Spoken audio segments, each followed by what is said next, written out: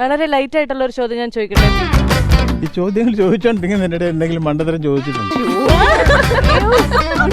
വേണമെന്ന് വെച്ച് വൃത്തിക്ക് ചെയ്ത ഏതെങ്കിലും ഒരു ചോദ്യം. ജൻസി വാക്കുകൾക്കൊക്കെ എന്ത് ചെയ്യും അപ്പൊ നിങ്ങള്? പക്ഷ്മളാക്ഷി, അക്ഷസ്ഫടിക സംകാശം. അത് നല്ലതാണെന്നാണ് പഴമയുടെ അഭിപ്രായം. വാർത്താ അവതാരകരിലെ മമ്മൂട്ടി വിരമിക്കണം. ചിലപ്പോ തോന്നാറുണ്ട് മതിയാക്കിയാലോ. ഇപ്പൊ ഈയിടെ പോയി ഡാൻസ് അരങ്ങേറ്റ ഇവിടെ പറയുന്നില്ല കേട്ടോ. എനിക്ക് ക്യാമറയിൽ നോക്കി അഭിനയിക്കാൻ അറിയില്ല. എന്റെ അതേ വിഷമം.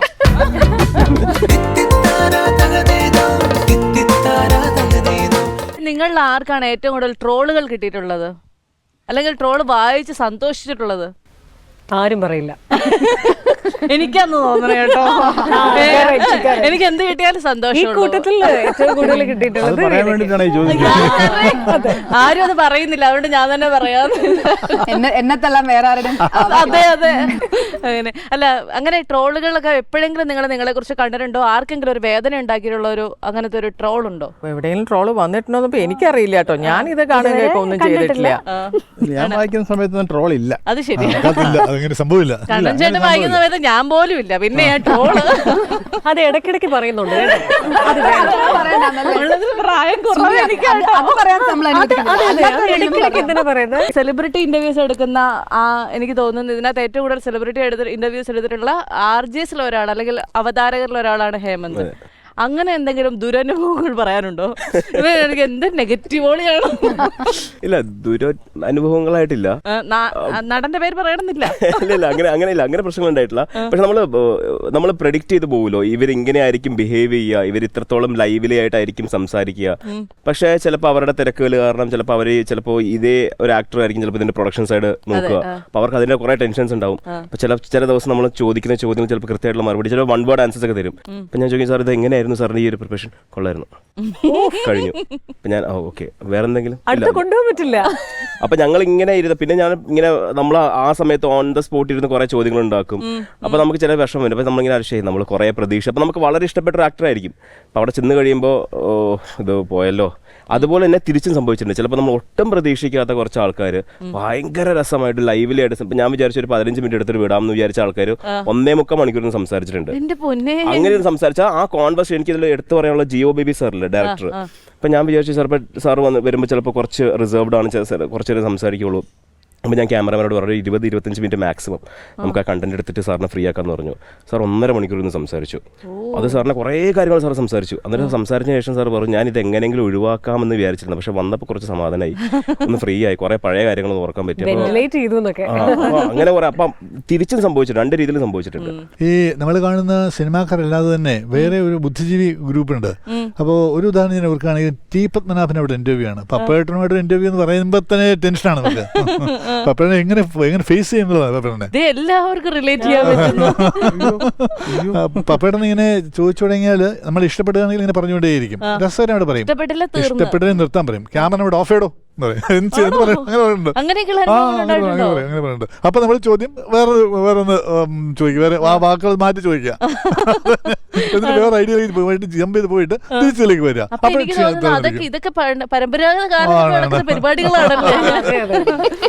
പിന്നെ വേറെ ചോദിക്കാൻ വന്ന ഈ വാർത്തയുടെ ഒരു മാറ്റ ട്രാൻസിഷന്റെ കേസല്ലേ അവനോട് ചോദിച്ചതുപോലെ, ഈ ആദ്യകാലത്ത് പറഞ്ഞ പോലെ ഈ വളരെ കൃത്യമായിട്ടാണ് മലയാളം പറയേണ്ടതൊക്കെ.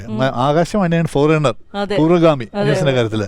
അപ്പോൾ നമ്മൾ ശബ്ദപരിശോധന നടത്തുമ്പോൾ, ഓഡിഷൻ നടത്തുമ്പോൾ വളരെ നിർബന്ധമായിരുന്നു ഉച്ചാരണ ശുദ്ധി, പക്ഷ്മളാക്ഷി, ഗതാഘാതം, അക്ഷസ്ഫടിക സംകാശം, അങ്ങനെ വിദ്യാർത്ഥികൾ കൃത്യമായിട്ട് അങ്ങനെ തന്നെ പറയണം, ഇല്ലേ കൊണ്ടുപോകും. അപ്പോൾ വോയിസ് നോക്കുമ്പോൾ പ്രൊണൗൺസിയേഷൻ, ആർട്ടിക്കുലേഷൻ, മോഡുലേഷൻ, ഇതൊക്കെ എല്ലാത്തിനും പ്രധാനം. പെർഫോമൻസ്, ന്യൂസ് റീഡേഴ്സിനെ എടുക്കുമ്പോൾ ക്രൈസിസ് മാനേജ്മെന്റ് കൂടെ നോക്കുമായിരുന്നു. ഇത്രയും വെച്ചിട്ടാണ് ന്യൂസ് റീഡർ എടുത്തുകൊണ്ടിരുന്നതൊക്കെ. അതുകൊണ്ടാണ് ഈ അന്ന് ആകാശവാണിയുടെ വാർത്തകൾക്ക് ഇത്രയേറെ ആരാധകരുണ്ടായിരുന്നതും ആധികാരികത ഉണ്ടായിരുന്നതും. നേരത്തെ പറഞ്ഞ പോലെ ആണവ കരാർ എന്ന് പറയുന്ന കാര്യം സാധാരണക്കാരൻ അങ്ങനെ തന്നെ കിട്ടണം നിർബന്ധമൊന്നുമില്ല. ഗൾഫിൽ നിന്നുള്ള ഫ്ലൈറ്റുകൾ വൈകും. അതെന്ത് എന്ന് ആലോചിക്കുമ്പോഴത്തേക്ക് അതിങ്ങനെ യുദ്ധം നടക്കുന്നതുകൊണ്ടാണ്. എന്തിനു പേരാണ് യുദ്ധം? അത് ആണവ കരാറിന് പേരാണ് യുദ്ധം. ഇങ്ങനെ ഡിറൈവ് ചെയ്ത് പോയാൽ കിട്ടിയാ കിട്ടി. ഇല്ല തന്നെ ഇൻഫോർടൈൻമെന്റ് ആണ്. ഈ എന്റർടൈൻമെന്റും ഇൻഫർമേഷൻ തമ്മിൽ ബ്ലെൻഡ് ചെയ്യുന്നതിൽ ഒരു സാമാന്യമായ ഒരു ബോധം വേണം. അത് നിർബന്ധമായിട്ട് വേണം. ചില ചാനൽസിലെങ്കിലും, പ്രത്യേകിച്ചും ഈ പ്രൈവറ്റ് ചാനൽസിലെങ്കിലും ഇതിൻ്റെ ഒരു അനുപാതം ശരിയല്ല എന്ന് എനിക്കൊരു അഭിപ്രായമുണ്ട്. ആക്ച്വലി ഈ ഇരിക്കുന്ന ആൾക്കാർക്ക് ഇൻഫർമേഷൻ പക്കായിട്ട് കിട്ടിയാലേ ഇതിന് ആധികാരികത ഉണ്ടാവുള്ളൂ. TRP എന്ന് പറയുന്ന ഒരു സാധനമുണ്ട്. TRP നിർത്തി സർക്കാർ.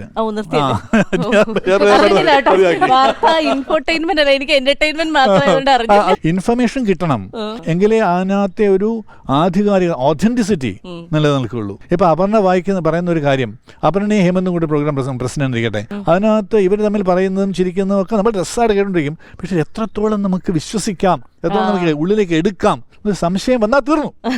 ഇതിൽ പക്ഷെ ഒരു ചെറിയൊരു വിരുദ്ധാഭിപ്രായം തന്നെ. കാരണം ഈ പറഞ്ഞ പോലെ നമുക്ക് ചില കാര്യങ്ങൾ പറയുമ്പം എന്റർടൈൻമെന്റ് അല്ല, അത് നമുക്ക് ഇൻഫർമേഷൻ ആണ് കൊടുക്കേണ്ടത്.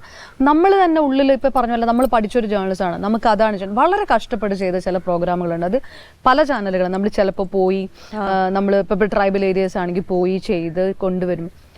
പക്ഷെ ഇതിന്റെ റീച്ച് വേറെ ആയിരിക്കും. അതിപ്പോ TRP അല്ല ഞാൻ പറയുന്നത്. ഇപ്പൊ നമുക്ക് അല്ലാണ്ട് റീച്ച് അറിയാലോ, അത് വ്യൂസ് എടുക്കും, അത് ജനങ്ങളുടെ വിഷയമായിരിക്കും.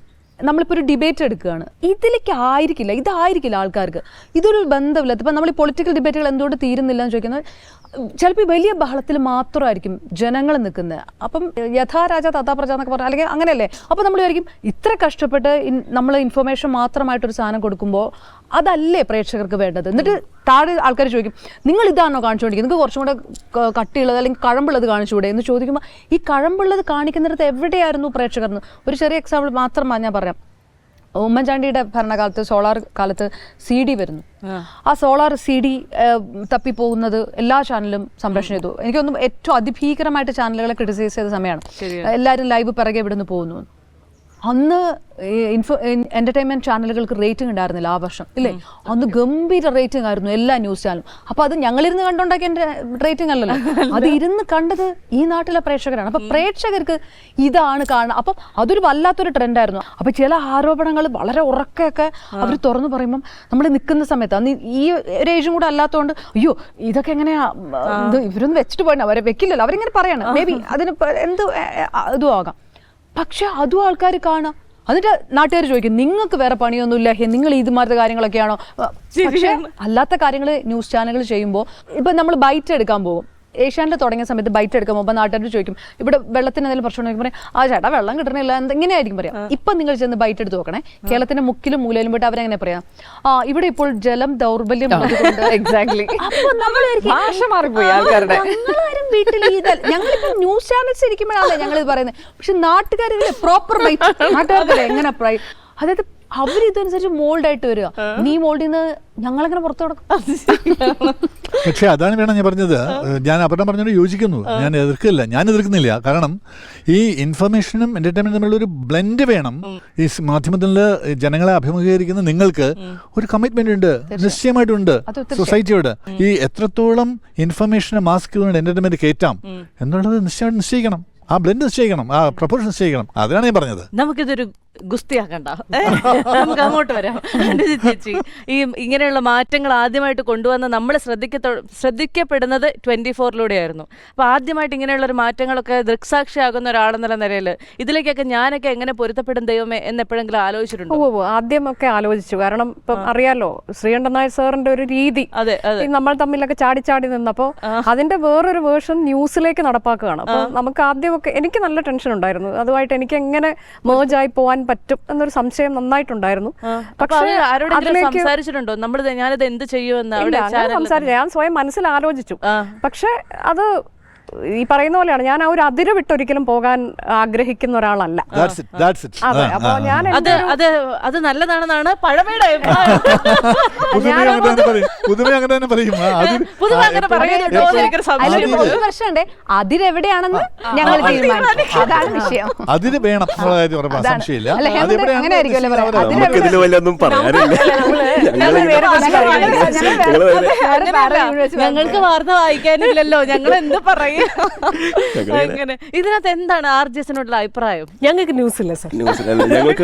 ഞങ്ങൾക്ക് ഒരിക്കലും ഇപ്പൊ സാർ പറഞ്ഞ ഇൻഫോർടൈൻമെന്റ് ആണ്, അല്ലെങ്കിൽ എന്റർടൈൻമെന്റ് മാത്രമേ സെല് ചെയ്യാൻ പറ്റുള്ളൂ. ഞങ്ങൾക്ക് ഒരിക്കലും ഒരു കോൺട്രവേഴ്സിയോ ഒരു പൊളിറ്റിക്കൽ അജൻഡയോസോ ഒന്നും നമുക്ക് പറയാൻ പറ്റില്ല, ന്യൂസുകൾ പറയുന്ന പോലെ പറയാൻ പറ്റില്ല. പക്ഷേ യെസ്, നമുക്ക് വ്യക്തിപരമായിട്ടുള്ള കുറേ അഭിപ്രായങ്ങളുണ്ടാവും, ഞങ്ങൾക്ക് വ്യക്തിപരമായിട്ട് പറയണമെന്ന് ആഗ്രഹം ഉണ്ടാവും. പല പല ന്യൂസുകളിലും പല പല കാര്യങ്ങളും നമ്മൾ ഈ രാജ്യത്ത് കാണുമ്പോൾ നമുക്കതൊന്ന് തുറന്ന് പറയണം. ഈ ഒരു ടേമിലിരിക്കുമ്പോൾ, ഈ ഒരു സീറ്റിലിരിക്കുമ്പോൾ ഞങ്ങളുടെ ഫ്രണ്ട്സിന് നിനക്ക് അതിനെപ്പറ്റി ഒന്ന് പറഞ്ഞുകൂടെ, റേഡിയോയിൽ പറഞ്ഞുകൂടെ ഞാൻ കുറേ ആൾക്കാർ ചോദിച്ചു. പക്ഷേ ഞങ്ങളുടെ അജണ്ട എന്ന് പറഞ്ഞാൽ ഞങ്ങൾക്ക് അത് സെല് ചെയ്യാൻ പറ്റില്ല. അതുകൊണ്ട് ഞങ്ങൾക്കൊരു ക്ലോസ് ഉണ്ട്. ഇന്നിന്റെ സാധനങ്ങൾ, ഇന്നിന്റെ ഭാഷകൾ പ്രിസൈസ്ലി പറയുകയാണെങ്കിൽ അടിപൊളി എന്നുള്ള ഒരു വേർഡ് ആർജസിന് പറയാൻ പാടില്ല എന്നാണ് പറയാ. അങ്ങനെ കുറെ വേർഡ്സ് ഞങ്ങൾ വളരെ കുറെ വേറെ വേറെ അടിപൊളി എന്നുള്ള വേർഡ് എന്ന് വെച്ചാൽ അങ്ങനത്തെ വേർഡ്സ് ഒന്നും അധികം യൂസ് ചെയ്യില്ല. അതിനിപ്പോ സാറ് പറഞ്ഞ പോലെ അധികം പറയാ, ജൻസി വാക്കുകൾ പറയാറുണ്ട്. ഇന്ററാക്ഷൻ മെത്തേഡിൽ മാത്രം സ്റ്റേഷൻസിൽ ഇപ്പം റേഡിയോസിലുള്ള ഒരു പ്രത്യേകതയായിട്ട് തോന്നുന്നത്, ഞങ്ങൾ ആരെയും പണക്കില്ല, അവരെയും പണക്കില്ല, ഇവരെയും പണക്കില്ല. ശ്രോതാക്കളെ ഹലോ ഗൈസ് എന്നും പറയാറുണ്ടോ? അല്ലല്ല, അത് രണ്ടും അല്ല, ഞങ്ങള് സംസാരിക്കലേ ഉള്ളൂ. അതായത് ഞങ്ങളിങ്ങനെ മറ്റേ വലിയ ഇതില് തയ്യാറെടുപ്പൊക്കെ എടുത്ത് മറ്റേ പേപ്പറൊക്കെ റെഡിയാക്കി വെച്ചിട്ട് ഹായ് ഗായ്സ് നമ്മളിപ്പോ അതൊന്നുമില്ല. ഞങ്ങൾ നേരത്തെ പറഞ്ഞതുപോലെ 1 to 1 ആണ്. ഇപ്പൊ എന്നെ ചേച്ചി കേൾക്കുകയാണ്, ചിലപ്പോൾ കാറിൽ ഡ്രൈവിലായിരിക്കാം, അല്ലെങ്കിൽ ബസ് സ്റ്റോപ്പിൽ ഇരുന്ന് കേൾക്കുന്ന കുട്ടികളുണ്ട്, ഇല്ല ചിലപ്പോൾ ഏതെങ്കിലും ഷോപ്പിൽ ഇരുന്ന് കേൾക്കുന്നത്, വീട്ടിലിരുന്ന് അടുക്കളയിൽ ഓൺ ചെയ്ത് വെച്ചിട്ട് ചെയ്യുന്നവരുണ്ട്. അപ്പോൾ ഓരോ സിറ്റുവേഷനിൽ ഓരോരോ കാര്യങ്ങൾ ചെയ്തുകൊണ്ടിരിക്കുന്നവർ കേൾക്കാറ്, അവരോട് സംസാരിക്കുന്നത് പോലെ സംസാരിക്കണം. ആ സിറ്റുവേഷൻ അനുസരിച്ച് ഭയങ്കര ടാസ്കാ ആ രീതിയിൽ സംസാരിക്കുന്നത്. അതുകൊണ്ട് ആരെയും പണക്കില്ല, എല്ലാവരും ഹാപ്പി ആക്കുക എന്നുള്ളതാണ് ഞങ്ങളുടെ ടാലന്റ് എന്നല്ല, ഞങ്ങളുടെ ടാസ്ക് എന്ന് പറയുന്നത്. അത് ഞങ്ങളുടെ ടാസ്ക്. ആർജയിൽ ഈ ഇൻഫർടൈൻമെന്റ് എന്ന് പറഞ്ഞത് ഏതാണ്ട് 100% ആണ് എന്ന് നമുക്ക് വേണമെങ്കിൽ പറയാം. കാരണം വെച്ചാൽ നിങ്ങൾ എൻ്റർടൈൻമെൻറ്റ് ആംഗിളിൽ നോക്കുമ്പോഴാണ് നിങ്ങൾ ഇടയ്ക്ക് തമാശ പറയുകയും ആൾക്കാർ ഈ കേട്ടുകൊണ്ടിരിക്കുന്നവർക്ക് ഇഷ്ടപ്പെടുത്തക്ക രീതിയിലുള്ള ചില തമാശകൾ പറയാം. അതേസമയത്ത് ഇൻഫർമേഷനും അതിൻ്റെ കൂടെ പോകുന്നുണ്ട്. എന്താണെന്ന് വെച്ചാൽ ഇന്ന് തീവണ്ടി അരമണിക്കൂർ ലേറ്റാണ്, പാളയം വഴി പോകണ്ട, അവിടെ ജാഥ നടക്കുകയാണ്. ഇത് നല്ല ഇൻഫർമേഷൻ ആണ് ശരിക്കും കൊടുക്കാറുണ്ട്. കാറിലൊക്കെ പോകുമ്പോഴേ കേൾക്കുന്ന ആളാണ്. അതുകൊണ്ട് നമുക്ക് ഈ ഇൻഫർമേഷൻ വളരെ യൂസ്ഫുൾ ആണ്. ഇപ്പൊ റേഡിയോ മാറ്റ് തുടങ്ങിയപ്പോൾ ഞാൻ ആദ്യം രജിയാണ് അത് ആദ്യമായിട്ട് ഡ്യൂട്ടി കൊടുത്തത്. അതിനകത്ത് ഒരു പ്രധാനപ്പെട്ട കണ്ടന്റ് തന്നെ ഇതായിരുന്നു, ജനങ്ങൾക്ക് ആവശ്യമായ കാര്യങ്ങൾ നിങ്ങൾ അത് ഒരു RJ മോഡൽ തന്നെയാണ്. അന്ന് RJ എന്ന് പറഞ്ഞുകൂടാ, ഞങ്ങൾ ആകാശവാണി പറഞ്ഞുകൂടാ അങ്ങനെ. പക്ഷെ അത് RJ മോഡലിൽ ഇൻട്രൊഡ്യൂസ് ചെയ്ത് റേഡിയോ മാറ്റിനായിരുന്നു. അന്ന് ഈ കാര്യങ്ങളൊക്കെ പറയുമായിരുന്നു. അവതാരകർ എന്ന് പറയൂ, അവതാരകർ മാത്രമേ പറയുള്ളൂ, RJ എന്ന് പറയില്ല. ഒരു പുതിയ ഇൻഫർമേഷൻ കിട്ടി. ഇങ്ങനെ രീതിയിൽ തുടങ്ങി നമ്മൾ റേഡിയോ മാറ്റിനി എന്നുള്ള പേരിൽ 2007 തുടങ്ങിയതാണ്. തമ്മിൽ ഏറ്റവും കുറവ് സംസാരിച്ചുകൊണ്ടിരിക്കുന്ന അളകാന്ത് ചേച്ചിക്ക് ഞാനൊരു ടാസ്ക് തരട്ടെ. ഇപ്പൊ പറയും വേണ്ട, എനിക്ക് താല്പര്യം. ഈ ഇരിക്കുന്ന വാർത്താ അവതാരകരിൽ ഏറ്റവും ഇഷ്ടം ആരെയാണ്? എനിക്ക് എന്നെ തന്നെ എന്ന് പറയുന്ന പരിപാടി ചേച്ചി ആ പരിപാടി ഇല്ല കേട്ടോ. എനിക്ക് എന്നെ തന്നെ ഇഷ്ടം. അവസാനം എനിക്ക് അറിയാം, ഇവിടെ എങ്ങും ഇല്ലാത്ത ഒരാളിനെ എനിക്ക് ഏറ്റവും ഇഷ്ടം. അതാണ് ആള് ശശികുമാർ. അതാരാണ് ശശികുമാർ? ഏഷ്യാനെറ്റിന്റെ സ്ഥാപകൻ, ദൂരദർശനിലെ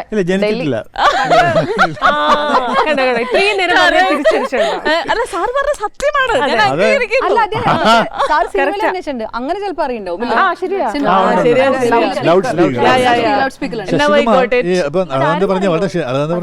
ശരിയാണ്. ശശികുമാർ ഒരു വെറ്ററൻ ന്യൂസ് റീഡർ ആയിരുന്നു. അദ്ദേഹം ദൂരദർശനാണ് തുടങ്ങുന്നത്. ദൂരദർശൻ ന്യൂസ് വായിച്ചു, ഇക്കണോമിക് അഫയേഴ്സ്, മണി മാറ്റേഴ്സ് എന്ന് പറഞ്ഞൊരു എക്കണോമിക് പ്രോഗ്രാം, എക്കണോമിക്സ് ബന്ധപ്പെട്ട ഫൈനാൻസ് ബന്ധപ്പെട്ട പ്രോഗ്രാം ചെയ്തു.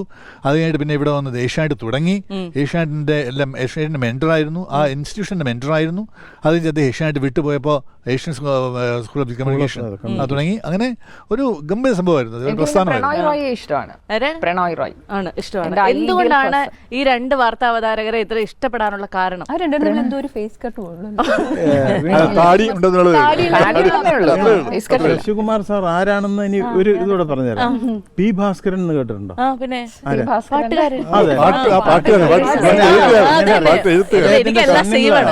അദ്ദേഹത്തിന്റെ സണ്ണിലാണ്. ഓ അത് ശരി. ഞങ്ങളുടെ നാട്ടുകാരനാണ്. പി ഭാസ്കരനൊക്കെ നിങ്ങൾക്ക് എല്ലാവർക്കും ഓരോ ബന്ധമുണ്ടോ? പാട്ടുകാരനാണ്, നാട്ടുകാരനാണ്, എന്തൊക്കെയാ? ശശികുമാർ സാറിന്റെ ഒരു അല്ല, ഇന്റർവ്യൂ പി ഭാസ്കരൻ മാഷൊക്കെ ഏഷ്യാനെറ്റുമായിട്ട് അടുത്ത ബന്ധമുണ്ട്. പിന്നെ അദ്ദേഹം ഏഷ്യൻ സ്ഥാപനത്തിൽ അദ്ദേഹം തന്നെ ഉണ്ടായിരുന്നു. ഏഷ്യാനെറ്റിന്റെ ഉണ്ടാക്കിയ ആൾക്കാരിൽ ഒരാളാണ്. പിന്നെ ശശികുമാർ സാറിന്റെ ഒരു ഇന്റർവ്യൂ ചെയ്തിട്ട് ഞാൻ മുൻപ് ന്യൂസ് എയ്റ്റിൽ ചെയ്ത സമയത്ത് അപ്പൊ ഞങ്ങൾക്ക് ഭയങ്കര വിഷമമാണ്. ഞങ്ങൾ മാപ്ര എന്ന് വിളിക്കും. മാപ്ര. അപ്പൊ ഇത് അവസാനത്തെ ചോദ്യം ഇതായിരുന്നു, മാപ്ര എന്ന് വിളിക്കുന്നത്. അപ്പൊ സാർ ഭയങ്കര പോസിറ്റീവ് അല്ലേ അത് ഭയങ്കര പോസിറ്റീവ് ആയിട്ട് എടുക്കും. ഞാൻ സാറിന് പോസിറ്റീവ് ആയിട്ട് തോന്നുന്നു. സാർ അത് ഭയങ്കര പോസിറ്റീവാ, അത് നല്ലതാ. അത് പുള്ളി എന്തുകൊണ്ടാണ് ഇല്ല സാർ പറയുന്ന മാധ്യമ പ്രവർത്തനം സാർ പറയുന്ന അത് ഭയങ്കര നല്ല. അത് ആദ്യമായിട്ട് സാറ് പറഞ്ഞ പിന്നെ അതിന് തപ്പിയില്ലെന്ന മട്ടിലാണ് ഞാൻ ചോദിക്കുന്നത്. അതുവരെ ആ പേരെന്തോ ഒരു പ്രശ്നമുണ്ട്. ശരിയാ പുള്ളി പറഞ്ഞു ഇല്ല അതൊരു വിഷയമല്ല എന്ന് പറഞ്ഞ് ഒരു പറ്റം മാപ്രകളാണ് എന്റെ ചുറ്റും ഇരിക്കുന്നത്.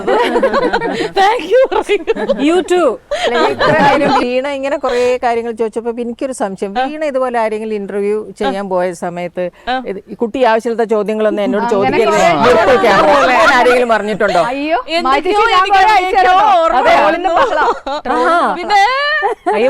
അറിയില്ല എല്ലാം ഞാൻ എടുത്ത് കാണിച്ചു. ഞാനൊരു വിവാദ നായികയായിരുന്നു ചേച്ചി. അത് ശരി. നീണ്ട കഥയാണ്. അല്ല, അളകാന്ത ചേച്ചിയോട് ആ ചോദ്യം ചോദിച്ചത് വിട്ടുപോയി. ചേച്ചിക്ക് എന്തുകൊണ്ടാണ് ആ രണ്ട് മാധ്യമപ്രവർത്തകരോട് വല്ലാത്ത സ്നേഹം?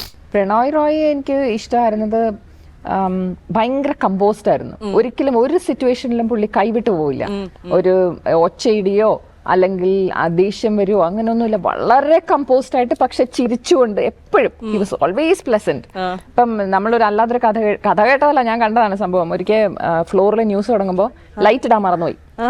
അപ്പൊ ഇരുട്ടത്താണ് പുള്ളി ഇങ്ങനെ ഫോക്കസ് ചെയ്ത് വരുന്നത്.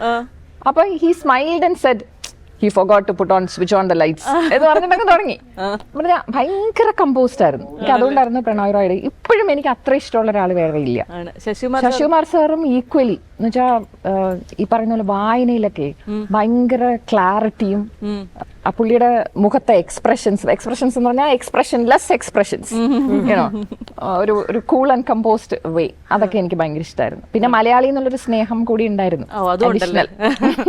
അത്രയും മിടുക്കനായിട്ട് നിന്ന ശശികുമാർ സാറിന് ഏഷ്യാനെറ്റ് തുടങ്ങിയപ്പോൾ ആ ഒരു രീതി വേണമെന്ന് ഒട്ടുമേ ഉണ്ടായിരുന്നില്ല.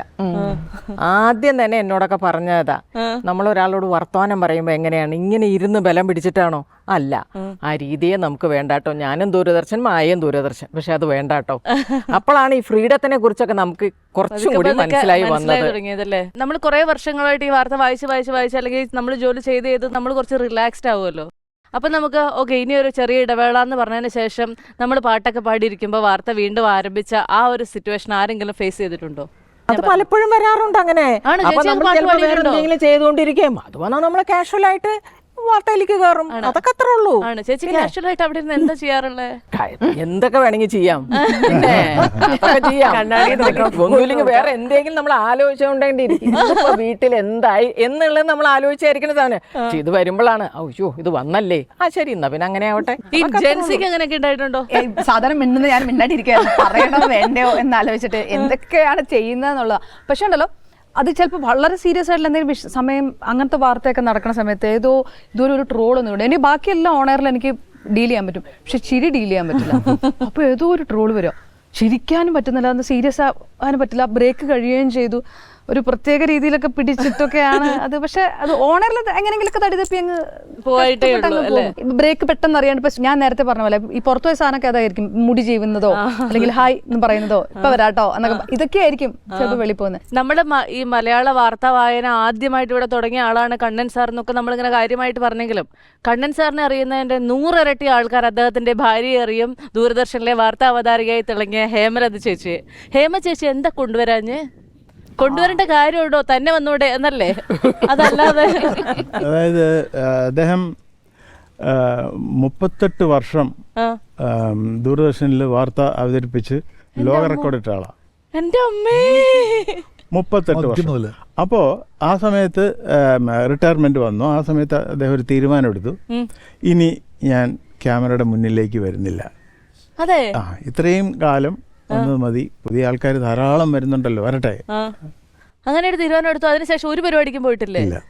എനിക്കിപ്പോൾ പെട്ടെന്ന് കേട്ടപ്പോഴത്തേക്കില്ലേ, കുറേ വർഷങ്ങളായിട്ട് ആൾക്കാർക്ക് അസിനെ കാണാനില്ല, അസിന്റെ ഫോട്ടോയോ ഒന്നും കാണാറില്ലെന്ന് പറഞ്ഞ പോലെ കുറച്ചു കാലത്തേക്കിന് ഹേമ ചേച്ചി ഓൺലൈൻ മാധ്യമങ്ങളിൽ ഒന്നിലും കാണാറില്ല, ഒരു ഇൻസ്റ്റഗ്രാമിൽ പോലും കാണാറില്ല. അങ്ങനെ ഒരു ഒളിവ് ജീവിതം നയിക്കാൻ തീരുമാനിച്ചോ? ഒളിവ് ജീവിതം അല്ലല്ലോ, അതെങ്ങനെ ഒളിവ് ജീവിതം? ഒളിവൊന്നും അല്ല. കാരണം റിട്ടയർ ചെയ്ത ആ സമയത്ത് കുറച്ച് ദിവസത്തേക്ക് ഈ യൂട്യൂബ് ചാനലുകാരുടെയും ഈ ഓൺലൈൻ ചാനൽ അവരുടെ ഇന്റർവ്യൂ എടുത്തിട്ടുണ്ടോ? അവരുടെ ഭയങ്കര ഒരു തിരക്കായിരുന്നു. കാരണം ആരെയും നമുക്ക് പറ്റില്ല എന്ന് പറയാൻ പറ്റാത്ത ഒരവസ്ഥ. കാരണം ഈ വിളിച്ച് ചോദിക്കുന്ന ആൾക്കാരെല്ലാവരും ഒന്നല്ല വേറെ രീതിയിൽ നമുക്ക് പരിചയമുള്ള ആൾക്കാരോ അല്ലെങ്കിൽ എങ്ങനെയെങ്കിലും ബന്ധം വഴി വരുന്ന അങ്ങനെയുള്ള ആൾക്കാരായിരിക്കും. അപ്പോൾ അവരോട് ശരി വന്നോളൂ എന്ന് പറയും. ഇവരോട് എല്ലാവരോടും നമ്മൾ പറയേണ്ട മറുപടി ഒന്ന് തന്നെയാണ്, ചോദ്യങ്ങളും ഏറെക്കുറെ ഒന്ന് തന്നെയാണ്. അപ്പൊ ഇങ്ങനെ ഈ മറുപടി പറഞ്ഞു മതിയായി. അതുകൊണ്ട് അതിനൊരു കാരണം കൂടി ഉണ്ട്. ഹേമ അന്ന് അത് ന്യൂസ് നിർത്തിയ ദിവസം ഞാൻ നിർത്തുകയാണ്, ഇന്നതാണെന്നുള്ളത് കറക്റ്റായിട്ട് പറഞ്ഞു. അപ്പൊ അത് എല്ലാവരും കേട്ടത് കൊണ്ടാണ് ഇത്രയും ആളുകൾ അത് മനസ്സിലാക്കിയത്. അതിപ്പോ നമ്മളെ പോലെ ഒരാളത് ഒരാള് നേരിട്ട് കാണുമ്പോഴേ ചോദിക്കുള്ളൂ, ഇത് ഹേമയ്ക്ക് അതലച്ചത്, ഹേമ അത് കറക്റ്റ് ആയിട്ട് ലാസ്റ്റ് എന്റെ വാർത്തയാണെന്നുള്ള കറക്റ്റ് പറഞ്ഞ അങ്ങോട്ട് നിർത്തി. ആൾക്കാരത് കേൾക്കുകയല്ലേ, വേറൊരു വാല്യൂ അല്ലേ. ഈ ആകാശവാണിയിൽ വർക്ക് ചെയ്യുന്ന രണ്ടുപേരോട് ചോദിക്കട്ടെ, ആകാശവാണി ദൂരദർശനം ഒഴിച്ചു കഴിഞ്ഞാൽ വാർത്ത വായിക്കുന്നതിൽ ഇവരിൽ ആരുടെ ചാനലാണ് ഏറ്റവും ഇഷ്ടം?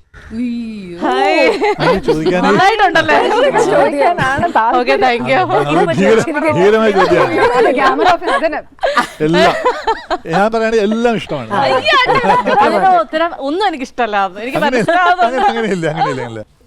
വാർത്ത വായിക്കുന്ന സമയത്ത് എന്തെങ്കിലും മണ്ടത്തരം പറ്റിയിട്ടുണ്ടോ എന്നുള്ളത് അതുപോലെ ചോദ്യം അങ്ങോട്ട് ചോദിക്കാം. ഈ ചോദ്യങ്ങൾ ചോദിച്ചോണ്ടിരിക്കുന്നതിനിടെ എന്തെങ്കിലും മണ്ടത്തരം ചോദിച്ചിട്ടുണ്ടോ? പിന്നെ ഞാൻ പൊതുവെ എല്ലാരും പറയുന്നത് ഞാൻ മണ്ടത്തരം മാത്രമേ ചോദിക്കാറുള്ളൂ, പക്ഷെ ഞാനതൊരു അലങ്കാരമായിട്ട് കൊണ്ടുനടക്കും. നമ്മൾ തിരിച്ചു ചോദിക്കുന്നതായിരിക്കും സർ നല്ലത്.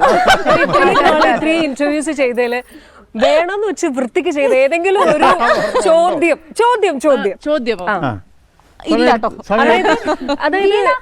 പ്ലാൻഡ് സ്ക്രിപ്റ്റ് എവിടെയെങ്കിലും വന്നിട്ടുണ്ടോ എപ്പോഴെങ്കിലും? ഇങ്ങനെ അഭിനയിക്കണം, അഭിനയിച്ചാൽ ഞാൻ വെറും പരാജയമായി പോകും, അതുകൊണ്ട് ഞാൻ അഭിനയിക്കാം.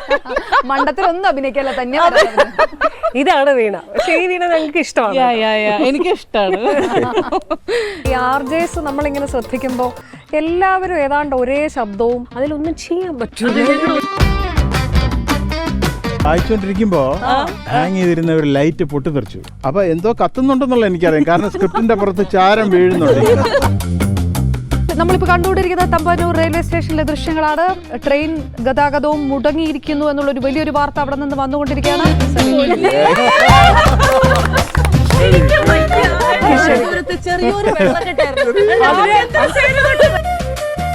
സിനിമയ്ക്ക് വേണ്ടി വായിക്കാൻ പറയുമ്പോഴേ എനിക്ക് ഭയങ്കര ബുദ്ധിമുട്ടാണ്, നമുക്ക് സെറ്റ് ആവില്ല.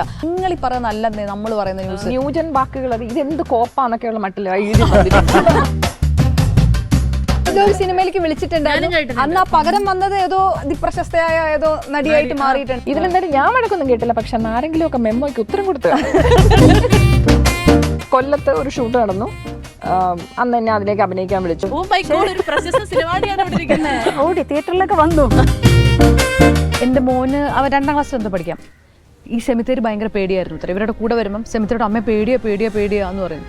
അവനിപ്പോൾ അതിനകത്ത് കിടക്കാൻ, അതിനകത്ത് ഇട്ടിട്ട് ഞാനങ്ങനെ പോകും വീട്ടിലേക്ക്, ഇവരവിടെ നിൽക്കും. ആ സമയത്ത് ഇതൊന്നും നമ്മളെ ബാധിക്കുന്നില്ല, ഞങ്ങൾക്ക് എന്തും പറയാം. ചിലപ്പം ഉള്ളിൽ എവിടെയെങ്കിലും അഫക്റ്റ് ചെയ്യുന്നുണ്ടായിരിക്കും, ഏതെങ്കിലും കാലത്തായിരിക്കും ഇതൊക്കെ പുറത്ത് വരുന്നുണ്ടാവും. പക്ഷെ ഇപ്പം ഇതൊക്കെ വരുമ്പം ഓക്കെ പറയൂ എന്ന് ചോദിക്കാൻ പറ്റുമല്ലേ നമുക്ക്? ഇപ്പം പറയാൻ പറ്റും.